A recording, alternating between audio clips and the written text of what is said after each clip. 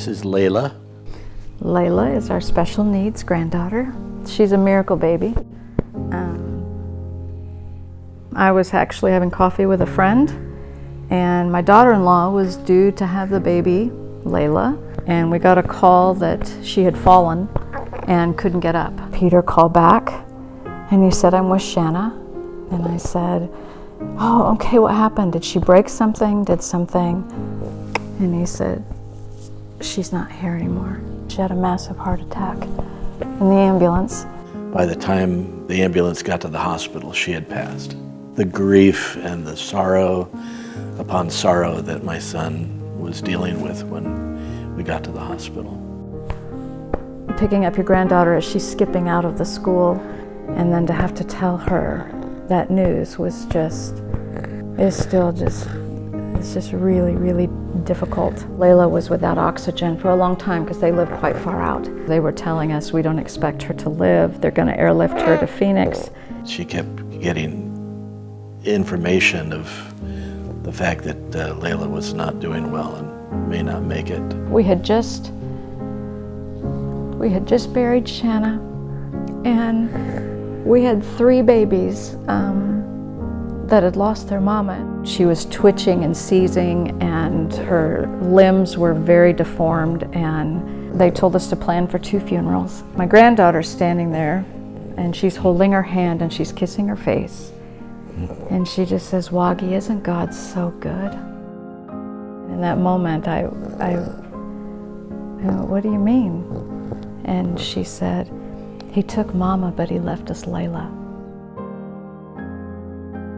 They felt that if Layla lived, they did not think she would leave NICU. And then if she lived, they thought a year, and then a year, it was 18 months. She has a global brain injury causing cerebral palsy. They had said she was deaf and blind.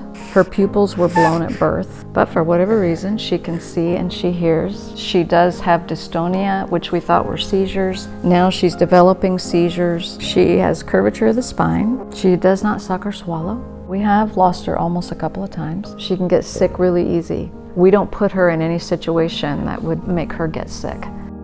She keeps beating the odds. All it took was seeing her and putting her in my arms with all the machines and all the craziness for me to just fall in love. In her mama's absence, Cherie has taken a very special place that is precious.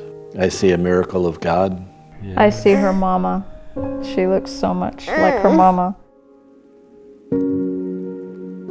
The first time we stayed at the Ronald McDonald House, I was here for 4.5 months. In the first year, we were here every month. I remember going home and calling him and going, "I can't believe these people. It's like, I feel like I've known them my whole life."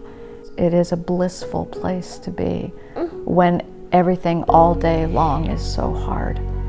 This place is such a gift to families who have literally had their hearts taken out, and they don't know if it's ever going to start again. I loved my room. I would come home at night and it would be, this is my sanctuary. Our hope is that they get to be a little family, because when they come to the house, I mean, her dad swoops in and picks her up, and she is just, you can tell that they are blood. Who knew that we'd be this age doing this? But yet she is probably one of the best gifts in our life. None of us thought she'd be alive. And I was like, yeah, this is a miracle. Just being able to have your heart filled back up. If we didn't have this place, we couldn't do this. I leave my home and I come home here. I come home to the Ronald McDonald House.